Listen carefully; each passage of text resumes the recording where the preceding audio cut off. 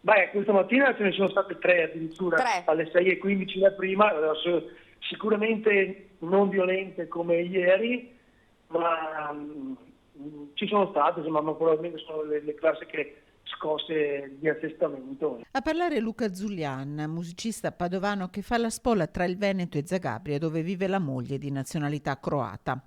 Luca Zulian era a Zagabria alle 12:19 di martedì, la moglie per strada, fuori dall'ufficio per la pausa pranzo.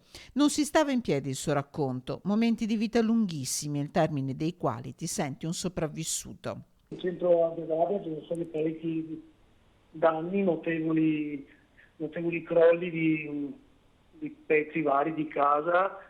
Altre cose, già a marzo c'era stato diciamo una scossa più o meno simile e quindi insomma danni su danni, insomma, ecco, ciò che si stava risistemando purtroppo è stato riaggravato tutto da questa ulteriore, chiamiamola così, botta.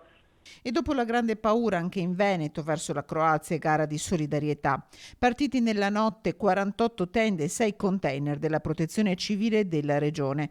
Al lavoro, oltre ai tecnici, i volontari del nucleo provinciale di Padova e dell'ANA con 2 autotreni e un autocarro.